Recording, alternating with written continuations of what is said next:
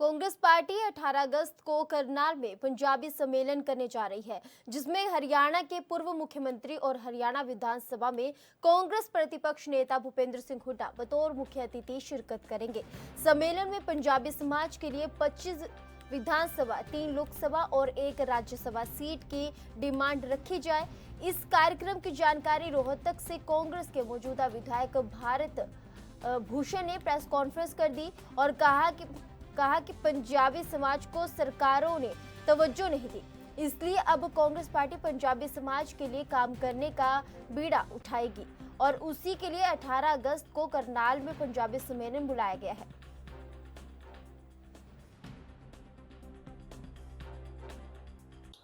तो पंजाबी एक संस्कृति है, एक कल्चर है। मैं हमेशा यही कहता हूँ, पंजाबी कोई कास्ट नहीं है। पंजाबी तो एक हमारी लड़ाई यही रही कि हमारे संस्कृति का आदमी मुख्यमंत्री बनना चाहिए। हमें रिक्रूटमेंट में अपनी संख्या के मुताबिक हमें नौकरियों में जगह मिलनी चाहिए, कारपोरेशन में जगह मिलनी चाहिए। लेकिन मैं खेद के साथ हमेशा ये भी कहता रहा हूँ कि 35 साल के राज में चाहे चौधरी बंसी लाल जी रहे, चाहे चौधरी देवीलाल जी रहे, चाहे हुड्डा साहब भी रहे, जो हमारा बैकलॉग है, लाखों लाखों की संख्या में रिक्रूटमेंट हुई, यूनिवर्सिटीज में हुई, नौकरियों में हुई, लेकिन किसी ने भी हमारे संख्या बल के हिसाब से हमें वो चीज़ जो मिलनी चाहिए थी वो नहीं मिली। तो मैं हमेशा यही कहता रहा और आज मुझे कहने में कोई गुरेज नहीं है कि आज डीसी ऑफिस के अंदर हमारे 550-600 अगर एम्प्लाई है तो कि इसी मनोहर लाल जी खट्टर ने, इसी बीजेपी की सरकार में अपने 10 साल के कार्यकाल में जो प्रोग्राम अब 14 तारीख को करने जा रहे हैं, वो उन्होंने पहले 3 बार बाकायदा अनाउंसमेंट करके, घोषणा करके, जिस चीज की अब वो स्मारक बनाने की बात कर रहे हैं, शहीदी स्मारक वहां पर बनाया जाए कुरुक्षेत्र में, उसकी उन्होंने 3 बार ये डिमांड रखी, पंजाबी से रखी जाएगी कि हरियाणवी पंजाबी वेलफेयर बोर्ड होगा, कमीशन होगा या कुछ है, उसका लीगल स्टेटस होगा। और स्टिल इवैक्यू प्रॉपर्टीज की क्लेम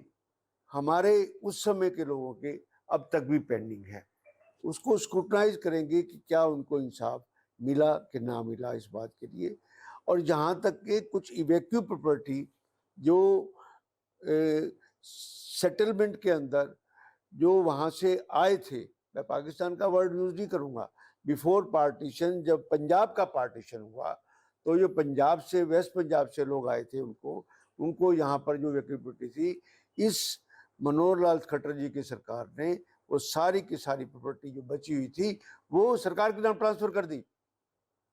ये तह तक पहुंचने नहीं पाए कि अगर एक व्यक्ति की डेथ हो चुकी है तो उसके वारिस भी तो हैं, उन क्लेमों को सेटल करते सब कुछ है। जहां तक अब गांधी कैंप की बात करते हैं, इस बात की है,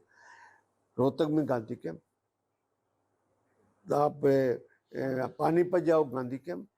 सिसार में पटेल नगर, इसी तरह सब जगह, चाहे अम्बाला की बात करें, चाहे हम कुरुक्षेत्र की बात करें, बड़े बड़े शहरों में आप दुनिया भर के पटेल नगर दिल्ली की बात करते हैं, आप मालवीय नगर की बात करते हैं, आप लाजपत नगर की बात करते हैं, ये मोती नगर की बात करते हैं। यानी सेटलमेंट कॉलोनीज उस टाइम बसाई गई थी। उस टाइम फ्रीडम फाइटर की कोई जवाहरलाल नेहरू के नाम से, पटेल नाम से राजेंद्र नगर बसा हुआ है दिल्ली के अंदर, तो वो हमारे